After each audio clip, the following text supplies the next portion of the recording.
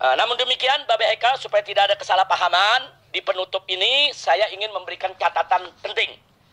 Supaya tidak salah paham. Perhatikan baik-baik, bagi semua yang ikut mendengarkan daripada dialog virtual via Zoom ini, bahwa yang saya maksudkan dengan Neo PKI, sekali lagi, yang saya maksudkan dengan Neo PKI di sini adalah dua golongan. Yang pertama, anak keturunan PKI yang masih mengusung ideologi PKI atau menjalankan agenda PKI. Jadi anak keturunan PKI yang masih mengusung ideologi PKI dan menjalankan agenda PKI, itu yang saya sebut generasi Neo PKI. Sedang anak keturunan PKI yang sudah membaur dan menerima ideologi Pancasila secara utuh dan benar, serta tidak lagi mengusung ideologi PKI, maka mereka wajib kita hormati, wajib kita terima sebagai saudara. Dan gak boleh lagi kita mengait-ngaitkan mereka dengan kesalahan yang dilakukan oleh orang-orang tua mereka. Karena mereka tidak bertanggung jawab dengan apa yang pernah dilakukan oleh orang tua mereka. Dan ini sesuai dengan prinsip ajaran Islam. Allah menyatakan dalam Al-Quranul Karim, yaitu di dalam beberapa ayat, faqala ta'ala la taziru waziratun wizra ukhra.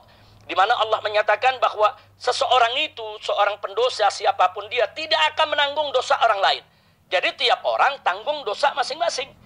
Nah, kalau anak keturunan PKI ini tidak mengusung ideologi PKI, tidak melakukan kejahatan, mereka tidak menanggung dosa yang dilakukan oleh orang tua mereka. Makanya kita tetap harus menghormati dan yaitu menjadikan mereka sebagai saudara kita selama mereka tidak mengusung ideologi PKI dan selama tidak lagi menjalankan agenda PKI.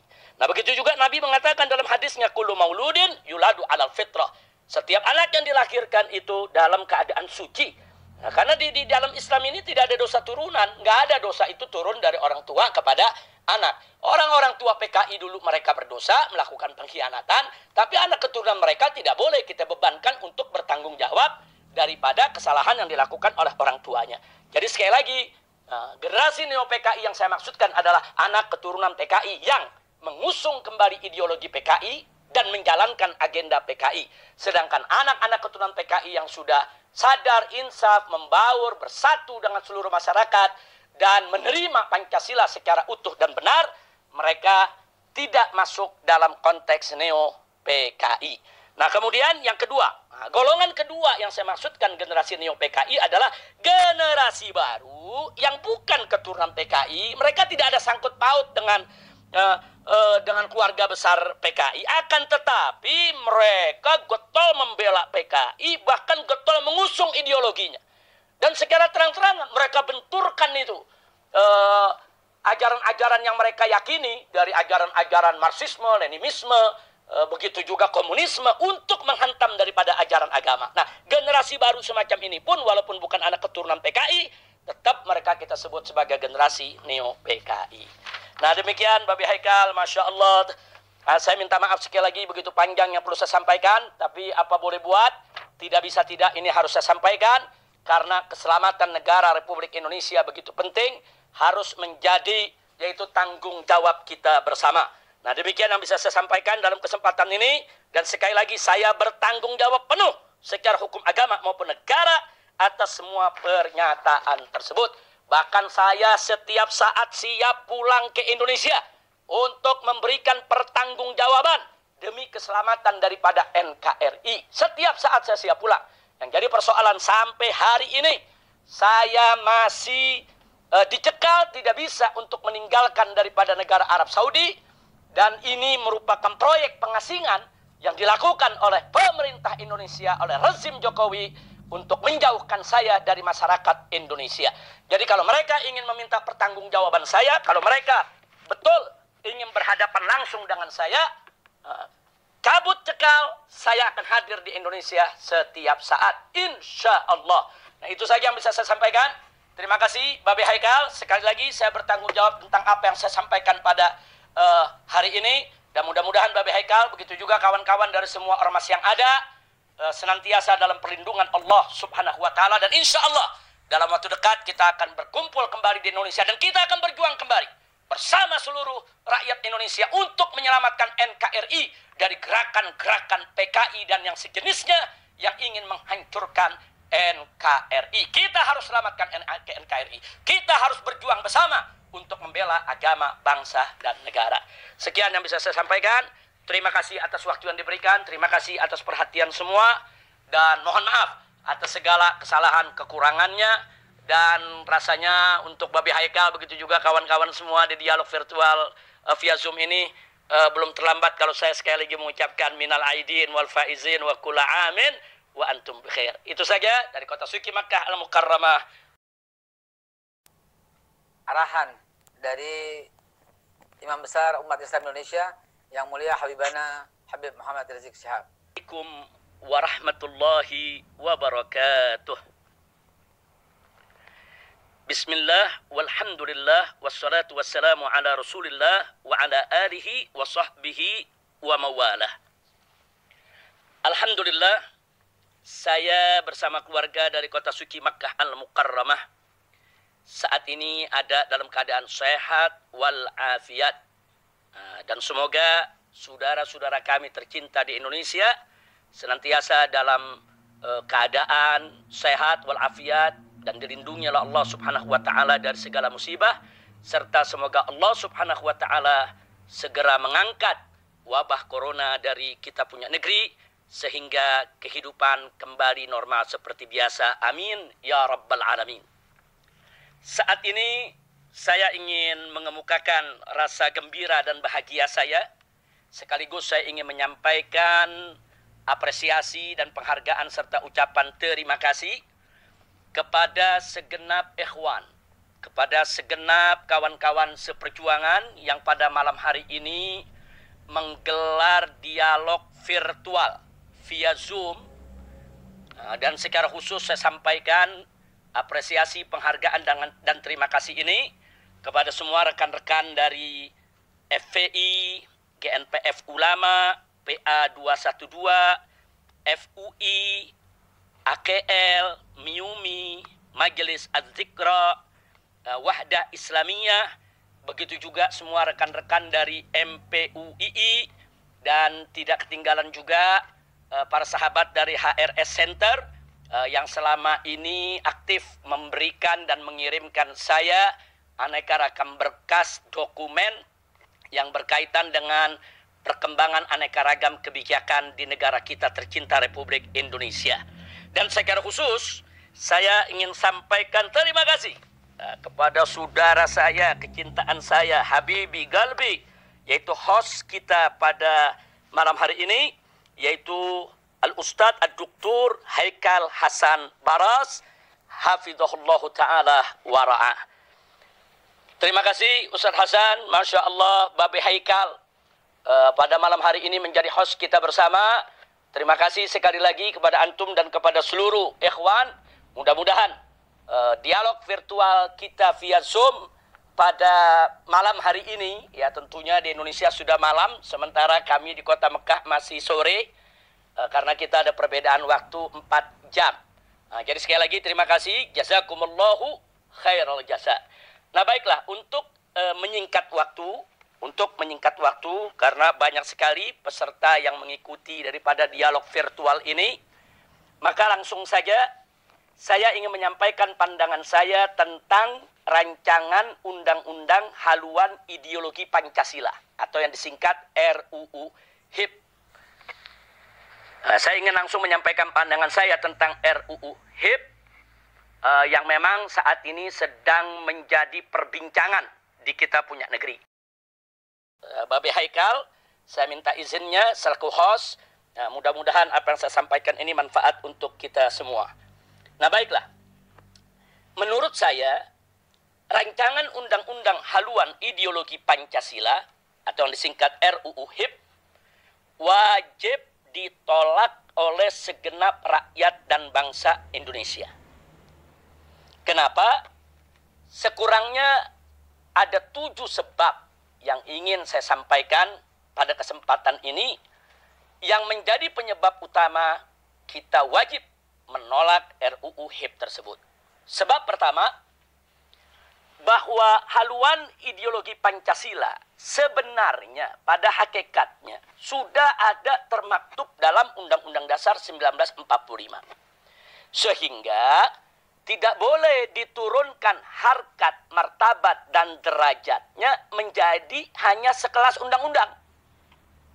Nah, jadi saya melihat bahwa RUU HIP ini telah menurunkan derajat, menurunkan harkat martabat, menurunkan kelas daripada haluan ideologi Pancasila dari semula merupakan landasan konstitusional yang tinggi dalam Undang-Undang Dasar 1945, kemudian diturunkan hanya sekelas undang-undang. Nah, ini sebab pertama. Sebab kedua, bahwa definisi haluan ideologi Pancasila dalam RUU HIP tidak lagi meletakkan agama sebagai sesuatu yang pokok dan mendasar, tapi diganti dengan mental spiritual.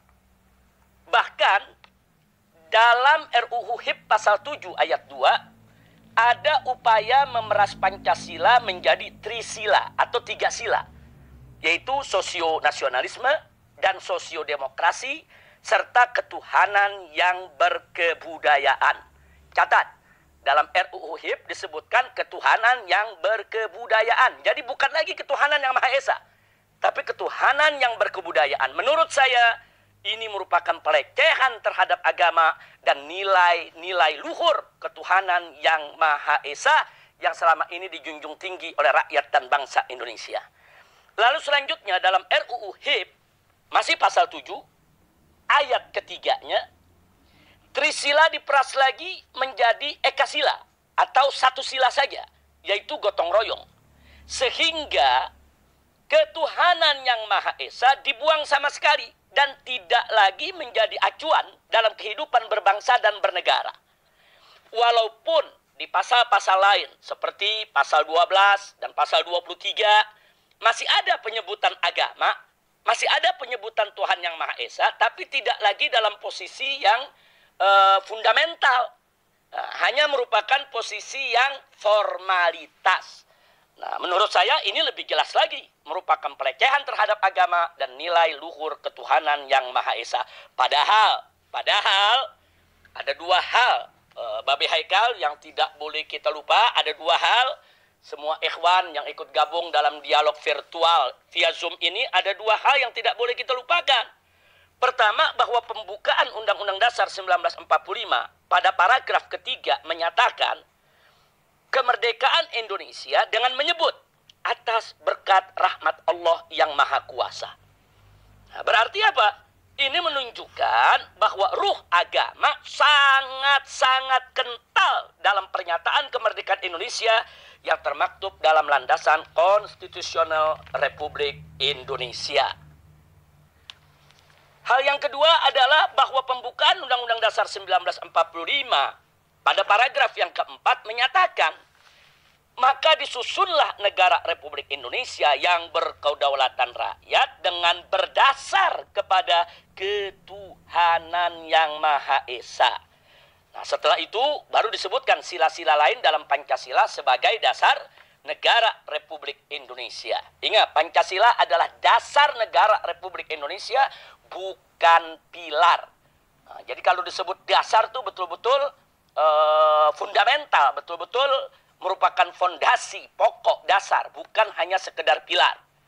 Nah, dua hal ini menunjukkan bahwa sila ketuhanan yang Maha Esa sebagai sila pertama atau sila kepala dari sila-sila yang lain disebut lebih dulu sebagai landasan ideal Republik Indonesia.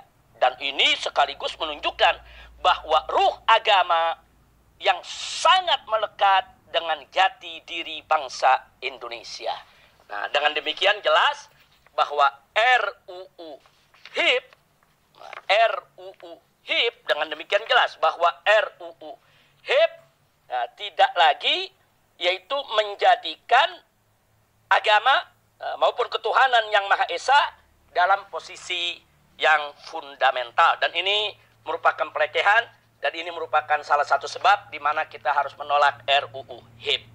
Nah, selanjutnya Babe Haikal yang tidak boleh kita lupakan yaitu sebab yang ketiga.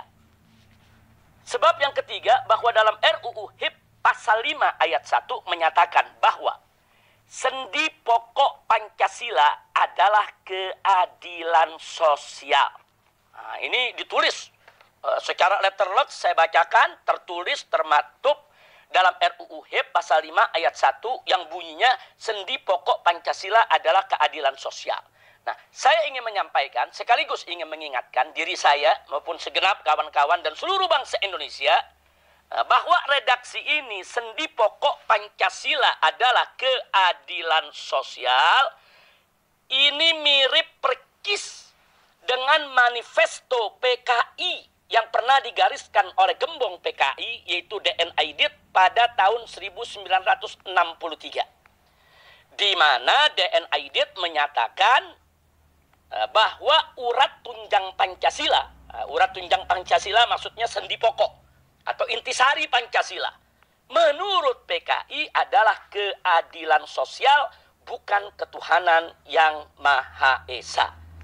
Nah, jadi di sini ingin saya ingatkan bahwa RUU HIP secara terang-terangan telah mengadopsi redaksinya mirip persis dengan manifesto PKI yang pernah disebarluaskan oleh gembong PKI DN Aidit pada tahun 1963. Nah, padahal dalam batang tubuh UUD 1945 pasal 29 ayat 1 dinyatakan bahwa negara berdasar ketuhanan yang Maha Esa. Dan jadi jelas bahwa berdasarkan landasan konstitusional Republik Indonesia, baik melalui pembukaan maupun batang tubuhnya, bahwa dasar negara Indonesia adalah Pancasila sebagai landasan ideal dan intisarinya adalah ketuhanan yang Maha Esa. Sehingga hanya sila pertama saja yang berhak untuk dikatakan sebagai urat tunjang Pancasila atau dikatakan sebagai sendi pokok Pancasila, bukan yang lainnya. Nah, oleh karenanya, tafsir dan pengamalan sila-sila yang lain dalam Pancasila tidak boleh keluar dari nilai-nilai luhur sila pertama sebagai sila kepala, yaitu sila ketuhanan yang Maha Esa. Nah, jadi saya ingin katakan di sini bahwa menjadikan sila keadilan sosial sebagai sendi pokok Pancasila adalah upaya untuk mengeliminir sila ketuhanan yang Maha Esa. Sekaligus merupakan upaya jahat untuk mengeliminir Pancasila itu sendiri dengan menjauhkannya dari nilai-nilai ketuhanan yang Maha Esa. Nah, oleh karena itu tidak berlebihan kalau saya ingin katakan di sini bahwa RUU HIP telah kemasukan ideologi PKI. Jadi agenda PKI itu sudah masuk dalam RUU HIP. Ini bukan konon katanya, ini bukan isu atau rumor, tapi ini fakta yang bisa kita buktikan secara ilmiah. Nah, ini sebab ketiga. Nah, kemudian kita melanjutkan lagi. Sebab keempat, nah sekarang sebab yang keempat, bahwa RUU HIP tidak memuat TAP MPRS nomor 25 tahun 1966 tentang pembubaran dan pelarangan PKI serta pelarangan penyebaran paham komunisme, Leninisme, dan Marxisme. Padahal TAP MPRS nomor 25 tahun 1966 merupakan konsideran, merupakan pertimbangan penting bagi RUU HIP untuk melindungi Pancasila dari rongrongan PKI dan segala pahamnya. Dan selama ini kita sudah tahu, sudah menjadi rahasia umum bahwa PDIP dan anak keturunan PKI paling getol menyuarakan tuntutan penghapusan TAP MPRS nomor 25 tahun 1966 tersebut. Jadi artinya di sini ada benang merahnya, ada korelasinya. Selama ini anak keturunan PKI bersama PDIP getol menuntut penghapusan TAP MPRS nomor 25 tahun 66 tentang larangan PKI, karena selama ini tidak pernah berhasil, akhirnya mereka melakukan strategi lain, yaitu dengan memasukkan manifesto PKI lewat rancangan undang-undang HIP yang kita sedang bicarakan ini. Nah, jadi sekali lagi kita nggak kaget, pantas kenapa TAP MPRS nomor 25 tahun 1966 tidak dijadikan konsideran, tidak dijadikan pertimbangan di dalam RUU HIP ini. Karena memang RUU HIP ini sudah kemasukan daripada agenda atau manifesto PKI yang sudah disiapkan sejak lama. Nah, kemudian sebab yang kelima, Nah, maaf, Babe Haikal, memang agak panjang ini, dan kepada kawan-kawan yang lain kalau agak panjang saya minta maaf, karena memang persoalan ini sangat urgent sekali, kita tidak bisa membahasnya secara sembarangan. Nah, langsung saja, untuk lebih menyingkat waktu, sebab yang kelima. Nah, sebab yang kelima, kita ingin membuktikan bahwa adanya benang merah, adanya keterkaitan atau adanya hubungan antara RUU HIP dengan agenda PKI. Nah, itu bisa terlihat jelas di mana pada saat ini yang menjadi sebab kelima, bahwa ketua panja RUU HIP adalah anggota DPR RI dari PDIP yang bernama Ripka Ciptaning. Nah, Ripka Ciptaning ini patut diduga kuat bersama komplotannya di DPR RI yang memasukkan manifesto PKI ke dalam RUU HIP. Nah, indikasinya apa? Indikasinya pertama, bahwa Ripka adalah pengarang 2 buku kontroversial yang membela PKI. Nah, yang pertama buku berjudul Aku Bangga Jadi Anak PKI, dan yang kedua adalah buku yang berjudul Anak PKI Masuk Parlemen.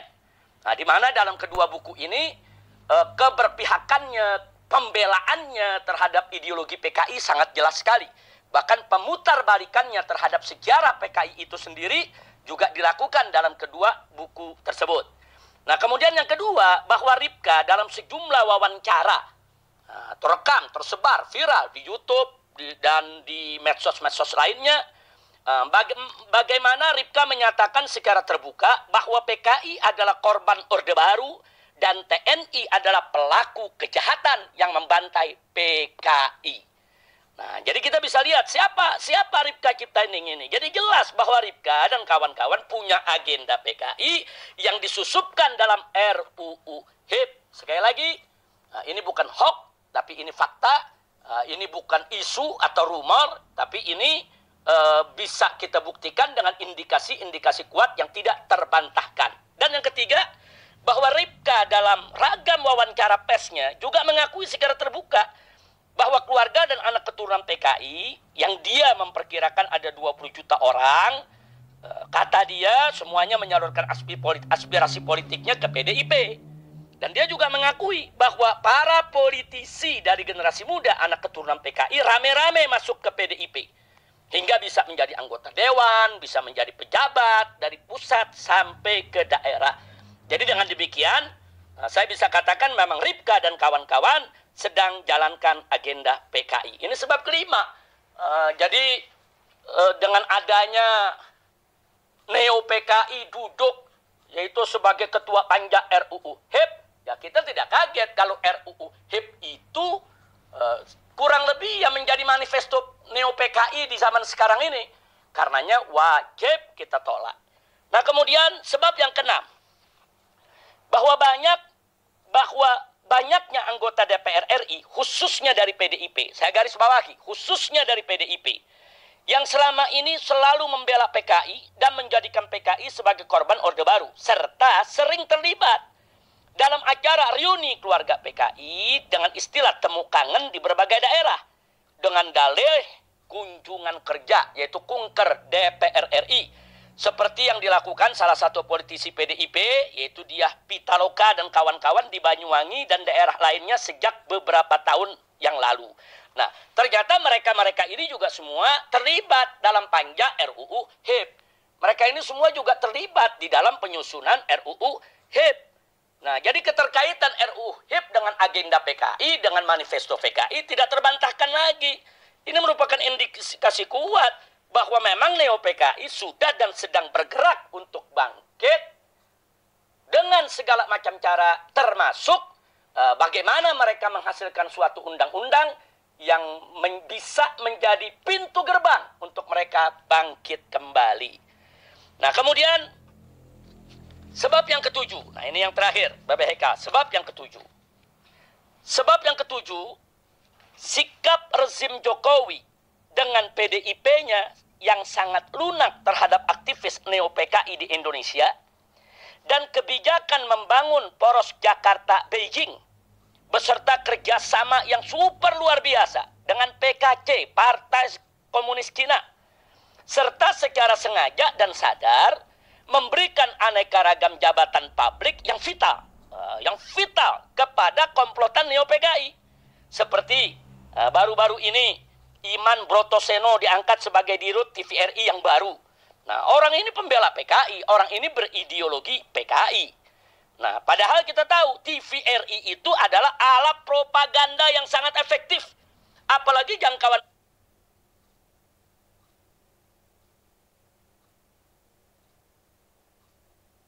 dicapai oleh satu televisi mainstream manapun yang ada di Indonesia. Sehingga dengan adanya yaitu generasi muda Neo-PKI menjabat sebagai dirut TVRI, sehingga gerakan Neo-PKI lebih leluasa mengemas dan menjalankan agendanya lewat TVRI. Nah, sikap rezim Jokowi yang seperti ini telah memberi andil besar dalam membuka keran kebangkitan PKI. Nah, termasuk yang dilakukan oleh rezim Jokowi dan PDIP secara bersama-sama memasukkan generasi muda Neo-PKI sebagai anggota panja untuk menyusun daripada RUU HIP tersebut. Ini artinya gerakan ini sangat struktural, gerakan ini sangat sistematis, gerakan ini betul-betul gerakan yang sangat berbahaya dan mengancam daripada keutuhan NKRI. Nah, demikian Babe Haikal, itu 7 sebab yang ingin saya sampaikan. Sebetulnya selain 7 poin yang sudah saya sampaikan tadi, di sana masih banyak persoalan dalam RUU HIP yang perlu disoroti secara fokus dan serius. Dan yang perlu diwaspadai bahwa Neo-PKI dalam gerakannya selama ini, hati-hati, selalu menjual kebesaran nama Bung Karno untuk mengelabui masyarakat. Hati-hati. Jadi Neo-PKI saat ini sering mencatut nama Bung Karno, menjual nama Bung Karno untuk mengelabui masyarakat. Seolah-olah mereka ini pengagum Bung Karno, pecinta Bung Karno, padahal mereka hanya ingin menunggangi nama besar Bung Karno untuk mengelabui masyarakat dalam rangka kebangkitan mereka kembali.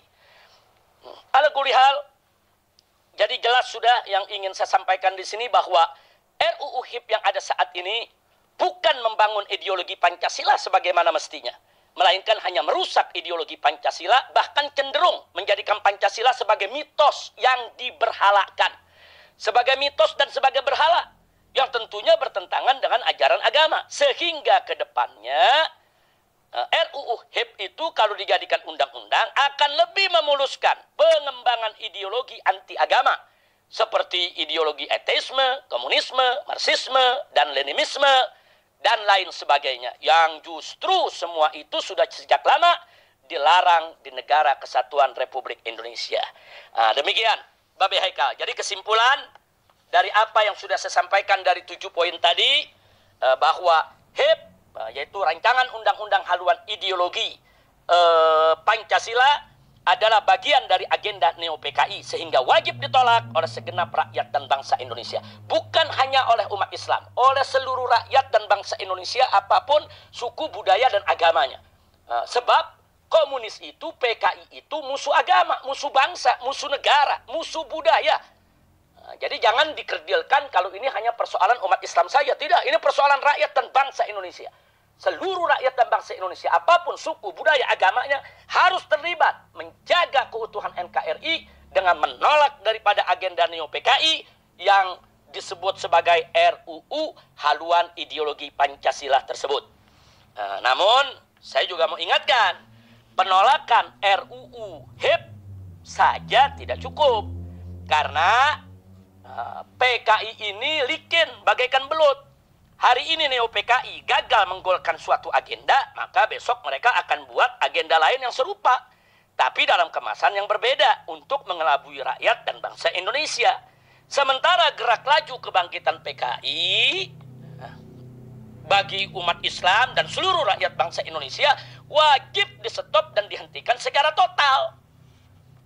Nah, jadi ini yang mesti kita ingat, kita harus menghentikan agenda Neo-PKI ini secara total.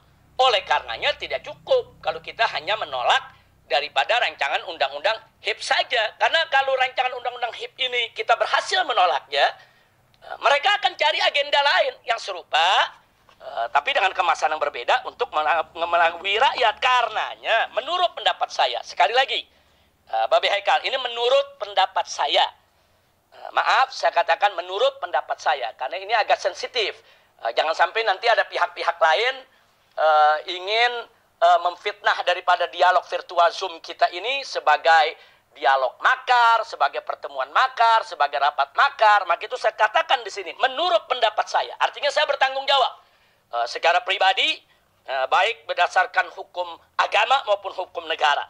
Bahwa menurut pendapat saya, bahwa jalan yang paling tepat untuk menghentikan kebangkitan PKI adalah makzulkan Jokowi dan bubarkan PDIP.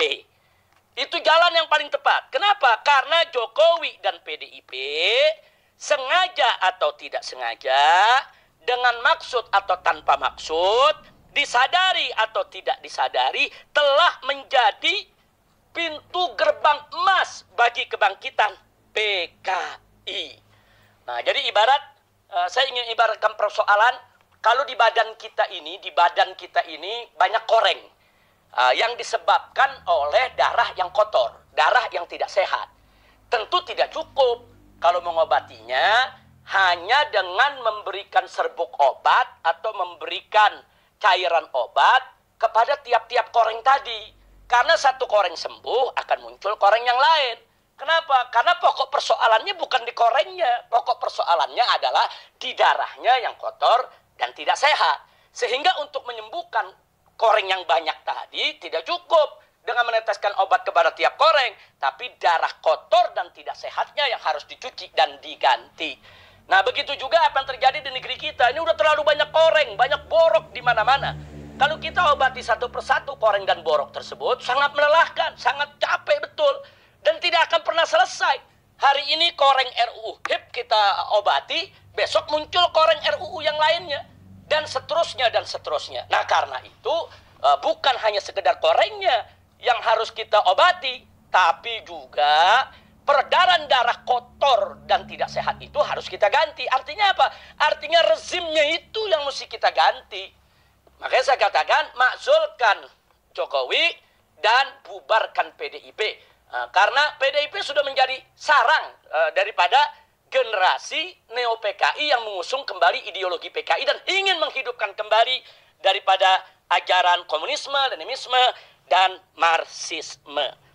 Namun demikian, Bapak Eka, supaya tidak ada kesalahpahaman, di penutup ini saya ingin memberikan catatan penting. Supaya tidak salah paham, perhatikan baik-baik bagi semua yang ikut mendengarkan daripada dialog virtual via Zoom ini, bahwa yang saya maksudkan dengan neo-PKI, nah, sekali lagi, yang saya maksudkan dengan neo-PKI di sini adalah dua golongan. Yang pertama, anak keturunan PKI yang masih mengusung ideologi PKI atau menjalankan agenda PKI. Jadi anak keturunan PKI yang masih mengusung ideologi PKI dan menjalankan agenda PKI, itu yang saya sebut generasi neo-PKI. Sedang anak keturunan PKI yang sudah membaur dan menerima ideologi Pancasila secara utuh dan benar, serta tidak lagi mengusung ideologi PKI, maka mereka wajib kita hormati, wajib kita terima sebagai saudara. Dan gak boleh lagi kita mengait-ngaitkan mereka dengan kesalahan yang dilakukan oleh orang-orang tua mereka. Karena mereka tidak bertanggung jawab dengan apa yang pernah dilakukan oleh orang tua mereka. Dan ini sesuai dengan prinsip ajaran Islam. Allah menyatakan dalam Al-Quranul Karim, yaitu di dalam beberapa ayat, faqala ta'ala la taziru waziratun wizra ukhra. Di mana Allah menyatakan bahwa seseorang itu, seorang pendosa siapapun dia, tidak akan menanggung dosa orang lain. Jadi tiap orang tanggung dosa masing-masing. Nah, kalau anak keturunan PKI ini tidak mengusung ideologi PKI, tidak melakukan kejahatan, mereka tidak menanggung dosa yang dilakukan oleh orang tua mereka. Makanya kita tetap harus menghormati dan yaitu menjadikan mereka sebagai saudara kita selama mereka tidak mengusung ideologi PKI dan selama tidak lagi menjalankan agenda PKI. Nah, begitu juga Nabi mengatakan dalam hadisnya, kullu mauludin yuladu alal fitrah. Setiap anak yang dilahirkan itu dalam keadaan suci. Nah, karena di dalam Islam ini tidak ada dosa turunan, nggak ada dosa itu turun dari orang tua kepada anak. Orang-orang tua PKI dulu mereka berdosa, melakukan pengkhianatan, tapi anak keturunan mereka tidak boleh kita bebankan untuk bertanggung jawab daripada kesalahan yang dilakukan oleh orang tuanya. Jadi sekali lagi, generasi neo PKI yang saya maksudkan adalah anak keturunan PKI yang mengusung kembali ideologi PKI dan menjalankan agenda PKI. Sedangkan anak-anak keturunan PKI yang sudah sadar, insaf, membaur, bersatu dengan seluruh masyarakat, dan menerima Pancasila secara utuh dan benar, mereka tidak masuk dalam konteks neo-PKI. Nah, kemudian yang kedua, golongan kedua yang saya maksudkan generasi neo-PKI adalah generasi baru yang bukan keturunan PKI. Mereka tidak ada sangkut paut dengan keluarga besar PKI, akan tetapi mereka getol membela PKI, bahkan getol mengusung ideologinya. Dan secara terang-terangan mereka benturkan itu ajaran-ajaran yang mereka yakini dari ajaran-ajaran Marxisme, Leninisme, begitu juga komunisme untuk menghantam daripada ajaran agama. Nah, generasi baru semacam ini pun walaupun bukan anak keturunan PKI, tetap mereka kita sebut sebagai generasi neo-PKI. Nah, demikian Babi Haikal, Masya Allah. Saya minta maaf sekali lagi begitu panjang yang perlu saya sampaikan, tapi apa boleh buat, tidak bisa tidak ini harus saya sampaikan, karena keselamatan negara Republik Indonesia begitu penting, harus menjadi yaitu tanggung jawab kita bersama. Nah, demikian yang bisa saya sampaikan dalam kesempatan ini, dan sekali lagi saya bertanggung jawab penuh secara hukum agama maupun negara atas semua pernyataan tersebut.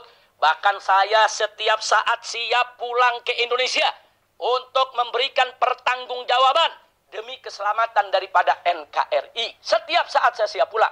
Yang jadi persoalan sampai hari ini, saya masih dicekal, tidak bisa untuk meninggalkan daripada negara Arab Saudi. Dan ini merupakan proyek pengasingan yang dilakukan oleh pemerintah Indonesia, oleh rezim Jokowi, untuk menjauhkan saya dari masyarakat Indonesia. Jadi kalau mereka ingin meminta pertanggungjawaban saya, kalau mereka betul ingin berhadapan langsung dengan saya, cabut cekal, saya akan hadir di Indonesia setiap saat, insya Allah. Nah, itu saja yang bisa saya sampaikan. Terima kasih Babi Haikal. Sekali lagi saya bertanggung jawab tentang apa yang saya sampaikan pada hari ini. Dan mudah-mudahan Babi Haikal, begitu juga kawan-kawan dari semua ormas yang ada, senantiasa dalam perlindungan Allah Subhanahu wa Ta'ala, dan insya Allah dalam waktu dekat kita akan berkumpul kembali di Indonesia dan kita akan berjuang kembali bersama seluruh rakyat Indonesia untuk menyelamatkan NKRI dari gerakan-gerakan PKI dan yang sejenisnya yang ingin menghancurkan NKRI. Kita harus selamatkan NKRI. Kita harus berjuang bersama untuk membela agama, bangsa, dan negara. Sekian yang bisa saya sampaikan. Terima kasih atas waktu yang diberikan, terima kasih atas perhatian semua, dan mohon maaf atas segala kesalahan kekurangannya. Dan rasanya untuk Babi Haikal, begitu juga kawan-kawan semua di dialog virtual via Zoom ini, belum terlambat kalau saya sekali lagi mengucapkan minal aidin wal faizin wa kulla amin wa antum bikhair. Itu saja dari kota suci Makkah Al-Mukarramah. Wassalamualaikum warahmatullahi wabarakatuh.